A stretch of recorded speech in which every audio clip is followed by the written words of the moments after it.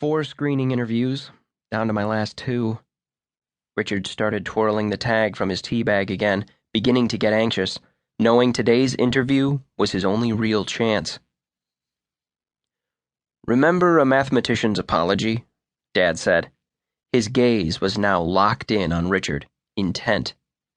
Richard swallowed. "How could I forget? It's been a big influence on me." It was the book Richard and Dad had both read as he headed to college. Richard was turning the corner from defiant teenager, starting to get close with Dad again, this time man to man. When Richard landed the job after college writing ad copy at McAllister and Flynn, still living at home, he and Dad developed a working relationship. Dad helped out as proofreader and critic. Richard learned Dad actually had business wisdom to impart. Insurance was at least on the same hemisphere as writing copy to convince people to buy steak sauce or annuities.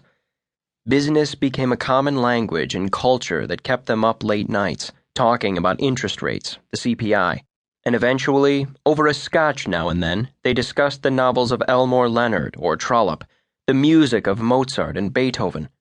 Richard thought back to A Mathematician's Apology, said as if reciting, "3 kinds of people. The first, I do what I do because I have an unusual talent for it. The second, I do what I do because I do lots of things pretty well, and this was as good a choice as any. And the third, I don't do anything very well, and I fell into this. I'm a good fidelity bond underwriter, and I could have done a lot of other things probably just as well. What you're going after is a world I don't understand much about, but if you think you have it, go for it." Still searching Richard's face. "Yeah, I can do this," telling himself, needing it for this interview. "So don't give up, but don't compromise who you are and where you came from. Don't let Wall Street turn your head. Any other advice?"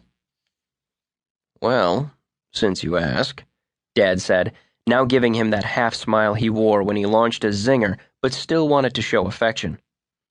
"All I've heard is excuses. This isn't like you. Get primal.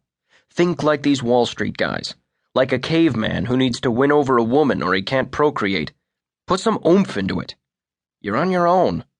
Nobody can do it for you." They sat in silence a moment, Richard looking at the half-smile still on Dad's face. Dad was right. It's all up to me. Dad said, "What? You think I can't still kick your butt?" Richard felt his throat thicken. "Thanks." "You're very welcome." Richard looked at his watch. Dad grabbed the check, said, "Get going. Give yourself some time to collect your thoughts. Why don't you let me get this? When you're a mogul, you can buy me dinner." They both stood. Dad stuck out his hand. They shook, then hugged. "Love to Mom," Richard said. "Call her. Tell her yourself." Richard nodded. "Any final thoughts?" "If you fall flat, you know you can always come home to regroup." He smiled. "But you aren't going to let that happen. Both you and I know that, don't we?" Richard looked at his watch. 7:45. He's late. He sat in Walker and Company's reception area at 55 Water Street, waiting for his interview with Francois Leclerc. And he'd rushed through breakfast to get here by 7:30. He caught himself clenching and unclenching his fingers into his palms, forced himself to relax them. Great. More time to ponder the imponderable. Richard picked up a magazine from a Sheraton end table next to the antique Chippendale chair he sat in. Fortune. The current issue. Harold Milner was on the cover. He'd also graced the covers of Forbes and Financier magazines over the last decade.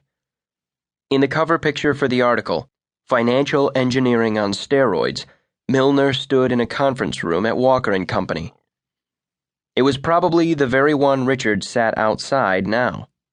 The picture showed Milner framed against the backdrop of the Brooklyn Bridge, the backdoor entrance to Wall Street. Inside the issue, Richard knew the first page of the article showed a photograph of Jack Grass and Mickey Steinberg standing on either side of Milner. He was Walker and Company's most important and prolific